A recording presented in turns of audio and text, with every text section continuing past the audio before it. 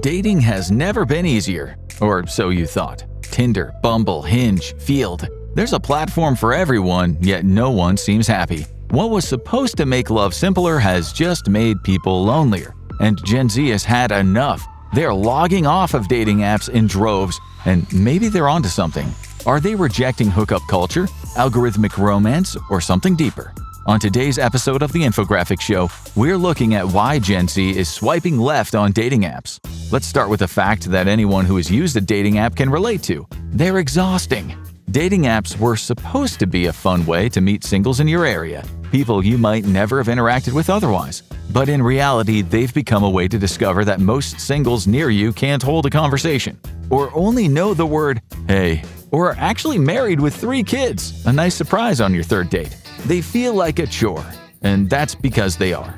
According to Statista, an April 2024 survey found that millennials spent almost 56 minutes a day on dating apps. Gen Z, almost 50. That's 7 hours a week devoted to a dating strategy, which doesn't include actually meeting someone. And the strategy is mostly unsuccessful, as you'll soon see. But believe it or not, that's actually an improvement over 2018. Back then, Badu surveyed 5,000 people aged 18 to 30 and found that men spent an average of 85 minutes a day on dating apps. Meanwhile, women spent 79. That's roughly half an hour less today for the same generation. So it seems that everyone is getting sick of them. Endless swiping, endless ghosting, and hundreds of conversations that go literally nowhere. And that is not the bitterness talking, it's statistics. The Stanford University School of Medicine found that 50% of people on dating apps will never go on a date through them. Not because they don't get a match, because they don't want to. They're on the dating apps, but they're not looking for a date. So what are they using them for? According to Elias Abujaude, a clinical professor of psychiatry and behavioral sciences, people said that they use dating apps for everything from feeling socially connected to simple entertainment and distraction. Some people actually said that they used it as a coping mechanism for negative emotions. Next time you get ghosted, at least now you know it's boosting someone else's ego. Feel better now? Well, that means the other half of the people are looking for a relationship, right? Or at least a date? It turns out, no. Because the same study found that around 65% of Tinder users are in a relationship. Some are even married. Great waste of time for everyone on the apps looking for a commitment. Even among single people, finding a date on a dating app feels like finding a needle in a haystack. For every 285 online matches, you can expect at most 1 in-person sexual or romantic meeting. Stats that get worse by the year. Which is weird because finding a date is the real reason dating apps exist. So imagine going to a supermarket 285 times to have a shot of finding some food. 80% of Tinder users said that they had never had sex with anyone they met on Tinder. And only 1 in 4 people met someone that they would even consider for a relationship, most of which didn't work out that way. Apps have made people so cynical. This much ghosting and rejection would make even Romeo and Juliet swear off romance. The study asked nearly 1,400 Tinder users of all ages to rate their dating app experience. Their satisfaction with Tinder? 2.39 out of 5. With their dates from Tinder? 3.05 out of 5. Those are failing grades. If you see a restaurant with a 3 out of 5 rating on Google, you're probably not going. Or maybe you'll just like spending all night on the toilet. One 26-year-old user, Julia, spoke out about why apps have become terrible. She says it used to be that you would match with someone cute, talk for a while, and grab drinks that week. Now it's more like you match, you take days to respond to each other, and eventually forget why you liked them in the first place. Why are the conversations so bad? Harvard has the answer. Also, we didn't really know that so many prestigious institutions were looking into dating apps. It turns out the answer is boredom. Most people get on dating apps when they're bored. But you know what happens when you're bored? You are also boring. Which is why 99% of dating app conversations start with, "Hey." As the study says, this heightened boredom coupled with the inherent unrealness of connection on dating apps drives ghosting and flaking. Spending an hour a day to get such boring, frustrating mid-results? It's not surprising that Gen Z is ditching them. In 2023, Axios surveyed 1,000 college-age people and found that 79% were not using dating apps regularly. Anyone following the markets shouldn't be surprised. In 2023, Match Group, the parent company of Tinder and Hinge, saw its share price plummet by 68%, mostly because investors were worried about the dip in paid users for the apps. And the situation has only gotten worse since then. Between May 2023 and 2024, Tinder lost 594,000 users, Bumble lost 368,000, and Hinge lost 131,000. And we doubt that it's because everyone is finding love. Maybe that's why Gen Zers are not meeting people via apps anymore. Or let's be honest, since it's Gen Z, maybe they're not meeting people at all. The Kinsey Institute surveyed 2,000 single adults on dating behavior. Only 21.2% of Gen Z said the apps were the primary way of meeting people. 58% said they focused on in-person meetings instead. They're even reverting to even more old-fashioned methods than that, like matchmaking. Matchmaker Germany Fox told Pop Sugar, "My Gen Z clients say they come to me because dating apps are dead. The waters are polluted, and they are getting ghosted or catfished." A 2023 Statista survey backs this Gen Z attitude up. Even though more Gen Zers than millennials are single, the latter are overrepresented on dating apps. Millennials between 30 and 49 made up 61% of dating app users. Only 26% of all users were Gen Z, and almost everyone is reporting app burnout. People were asked to list their top reasons for being done with the apps. The most common reason was simple: people just couldn't find a real connection. 40% of respondents said that was their biggest issue. 35% said they were disappointed by the people they met. 27% were tired of constant rejection. And 24% were sick of the endless loop of, hey, what's up? Conversations. But what about the Gen Zers using those apps? Those who haven't given up yet. According to surveys, less than half even enjoy the experience. And that's not surprising, considering how jaded dating apps make people. In the past, if things didn't click with your friend's coworker, or it didn't work out with that guy from your running group, you had to deal with it face to face. But it was the decent thing to do. But skipping that talk would make things pretty awkward the next time you saw your friend or showed up to the running group. But now, ghosting seems to be the way to go on dating apps. They have created a very low-commitment, high-pressure environment. When you meet 10 different people in person over a few months, you actually have time to get to know them and see them all as real people. On dating apps, you've swiped through 10 times that many people while waiting for a YouTube ad to finish. They don't feel real. They're just a collection of photos and words. Perhaps that's why 84% of Gen Z and millennials have been ghosted. Unsurprisingly, they don't feel great about it. But 61% of millennials and 77% of Gen Zers have also admitted to ghosting others. Even though we know how bad we feel when we experience it, we don't feel so bad that we won't do it to others. 86% of people who ghosted others said they felt relief. Less than half of them regretted it. Of course, there are situations where ghosting is appropriate, like abusive or dangerous ones. But most people who reported ghosting said they did it to end the relationship or avoid stress and confrontation. Psychologists now call it reciprocal ghosting. Dr. Alexander Alvarado says, once people experience the discomfort of being ghosted, they might unconsciously adopt the same behavior as a self-defense mechanism. And dating apps have made it easier than ever for people to ghost. Because what's the person you stood up to gonna do? They might not even have your contact information. At worst, they'll send you an annoyed text that you can just ignore before blocking them. Young daters actually agree. 2 out of 3 think ghosting is a byproduct of online dating. 1 in 4 say they have been ghosted after the first date or 2. 1 in 10 say they have been ghosted after a few months of dating. Of course, dating apps themselves haven't made it any easier. They used to be free, but now, just like everything else online, they have become heavily paywalled and monetized. You may have heard the rumors that if you don't pay for premium subscriptions, the app won't show you the best matches for you. It turns out the rumors might be true. Gizmodo tech journalist Thomas Germain spoke about them after studying dating apps for a year. Dating apps will often rank how attractive you are after you join. They use a combination of your profile photos and how attractive the people who swipe on you are to determine that. It's weird to think that some algorithm is rating you an LA6, but here we are in 2025. But many people have found something strange. The app will go out of its way to not show you people that it thinks are in your league of hotness, unless you pay. So you're basically dating down unless you get a subscription, and those aren't cheap. The first tier of premium services cost between $10 and $50 a month, depending on which app you use. Hinge, for example, offers Hinge Plus for $32.99 a month. But you can also get Hinge X for $49.99. For those prices, you can like as many profiles as you want and see everyone who has liked you, so you already know who's interested. With the free version, you can only like 8 people total.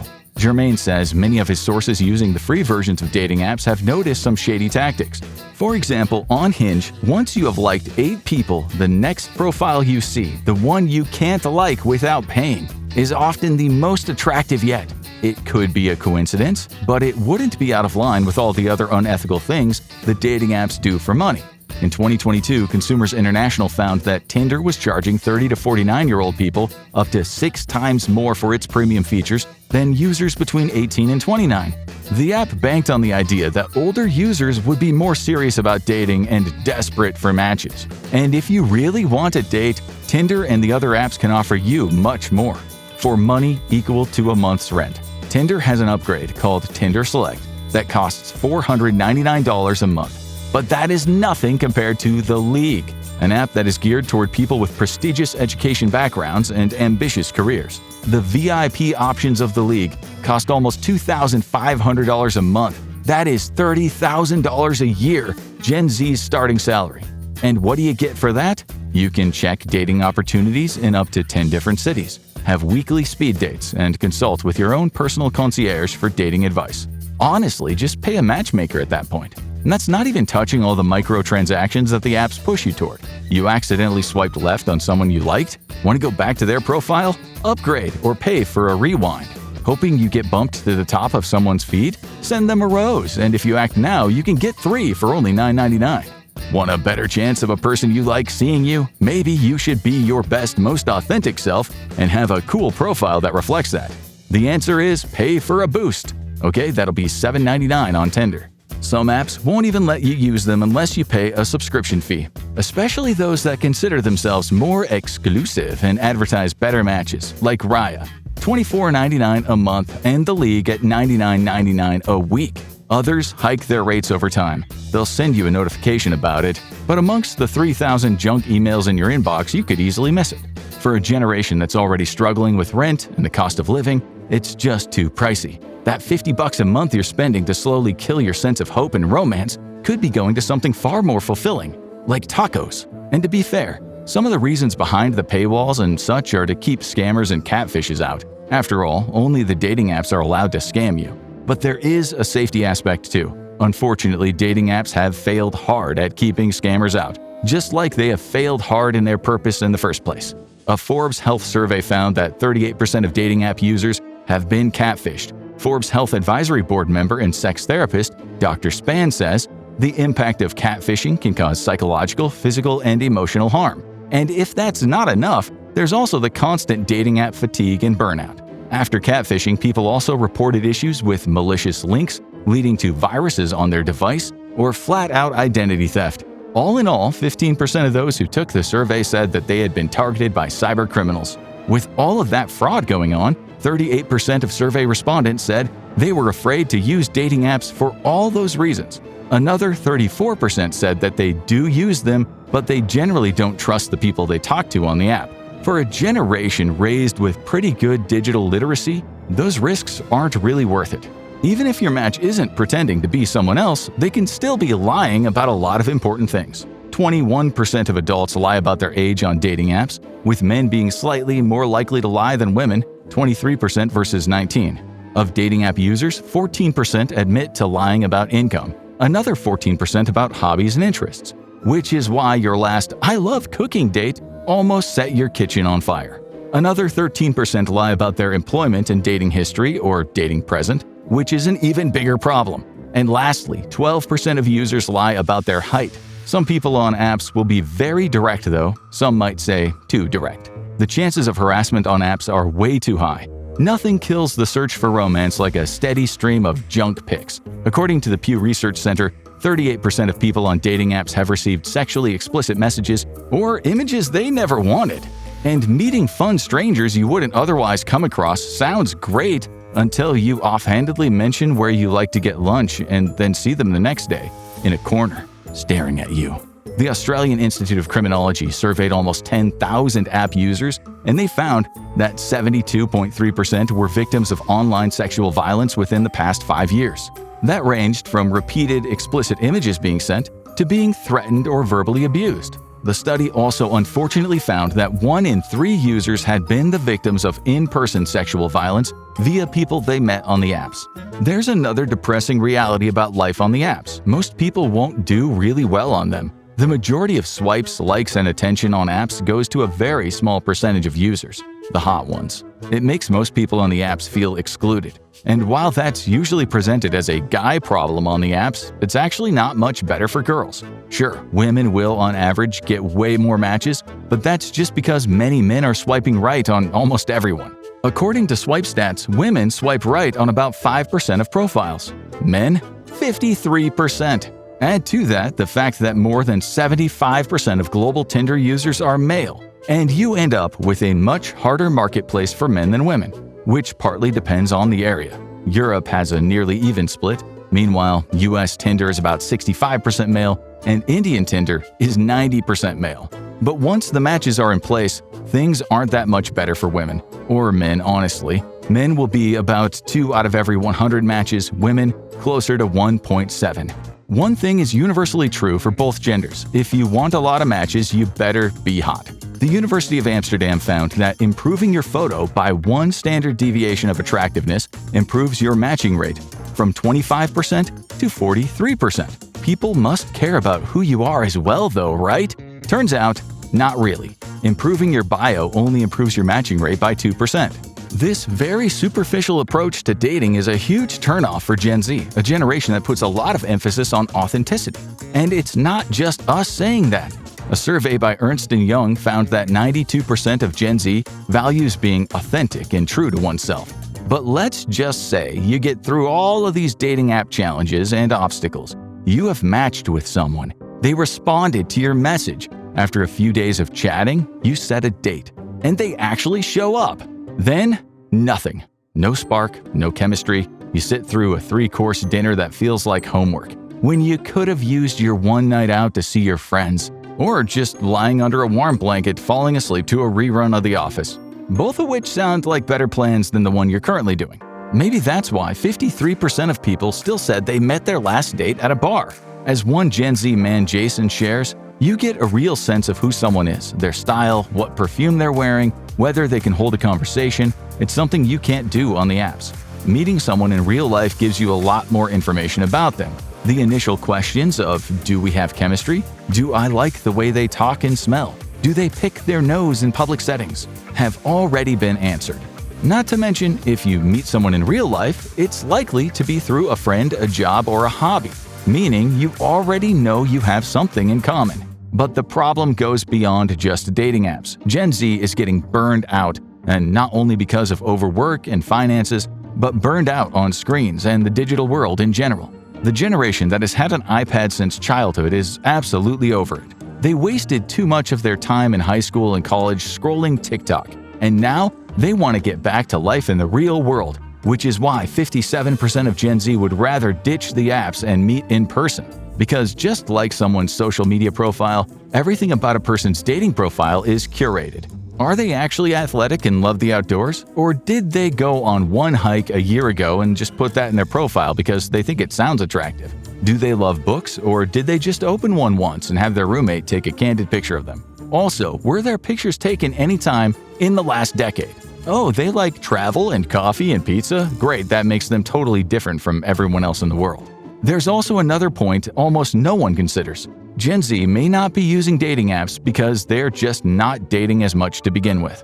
People feel much less pressured to settle down and get married than they did just a couple of decades ago. To start with, the US Census Bureau found that in 2022, 34% of people over the age of 15 had never been married. In 1950, that number was 23%. So staying single is becoming more normalized. 40% of Gen Z and millennials also think marriage is an outdated tradition. Maybe that's why 17% aren't planning on getting married at all. That doesn't mean that Gen Z will be a fully single generation, obviously. It just means that they can envision a happy life that doesn't involve a relationship. There's also a large segment of Gen Z that is not dating, not due to choice, but fear. Hinge found that over half of Gen Z daters didn't pursue a potential relationship due to a fear of rejection or being cringe. Another reason, Gen Z isn't in a great place. A lot of people are broke or have major debt. 63% of Gen Z say they feel judged or embarrassed about how they manage money, whether it's the debt they're carrying or the money they don't make. That doesn't just make dating harder. How do you go to a nice restaurant or a bar with no cash? It also makes many feel undateable before the date even starts. The result of all of this is a generational pivot, and honestly, it might be for the best. Millennials embraced dating apps as revolutionary. An increasingly isolated work and friend culture made meeting people in real life more difficult. So apps seemed like a solution. But Gen Z is already walking away, and if the trend continues, the billion-dollar dating app industry may be forced to reinvent itself or risk losing the very generation it needs to survive. Gen Z might be done with dating apps, but in some places finding love has always been complicated. Watch why the dating scene in North Korea is insane to see how romance works under a dictatorship, or click on this video instead.